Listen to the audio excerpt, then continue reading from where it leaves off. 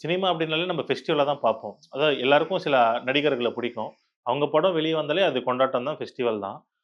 இந்த வருஷம் மட்டும் தமிழ் சினிமா லவ் பண்ற ஆடியன்ஸ்க்கு என்னன்னா, தீபாவளிக்கு வந்து எதிர்பார்த்த அளவுக்கு படமே வரல. தீபாவளினாலே பெரிய விஷயம்.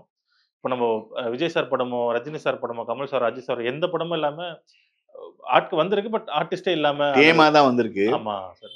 தியேட்டர் கன்ஸ்ட்ரெயின்ட் ஒரு பெரிய கன்ஸ்ட்ரெயின்ட் சார். 1000 தியேட்டர் தேவைப்படுது. ஒரு படம் வந்து ரிலீஸ் ஆனா, அது ஓடணும்.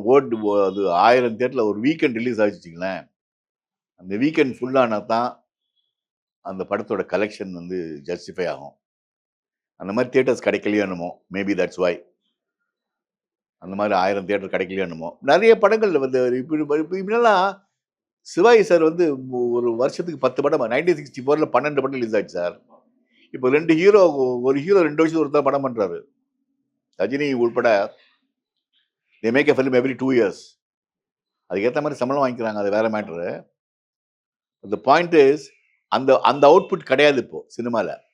ஸோ புதுசா ஆர்டிஸ்ட் வந்தா தான் உண்டு. சார் எனக்கு இந்த விஷயத்துல சின்ன டவுட் இருக்கு சார். ஒரு டவுட்டாவே கேட்கிறேன். என்னன்னா, அந்த பீரியட்ல பார்த்தீங்கன்னா, ப்ராப்பரான டெக்னாலஜி கிடையாது. ரொம்ப ஃபாஸ்ட் மூவிக்கான டெக்னாலஜி எதுவுமே கிடையாது. பட் அந்த பீரியட்லயே பெரிய ஹீரோக்கள் எல்லாமே இப்ப நீங்க சொன்ன மாரி வருஷம் 10 படங்கள் அப்படி பண்ணியிருக்காங்க. இப்போ அட்வான்ஸான டெக்னாலஜி வந்துருச்சு. இருந்தும் ஏன் சார் இவ்ளோ டிலே? சோம்பேறி ஆயிட்டாங்க சார்.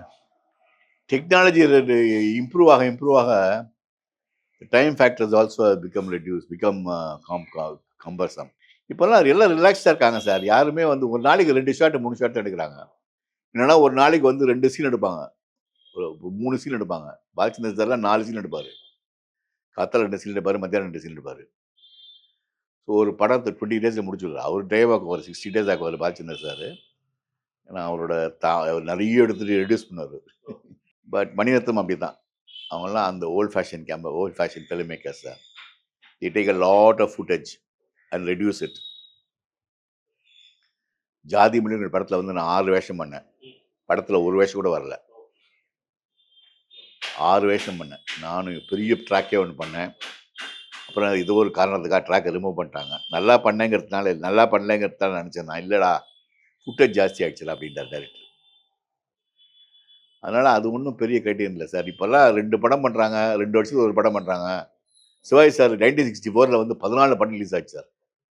14 படம் சில்வர் ஜூப்ளி ஓடிச்சு சார்.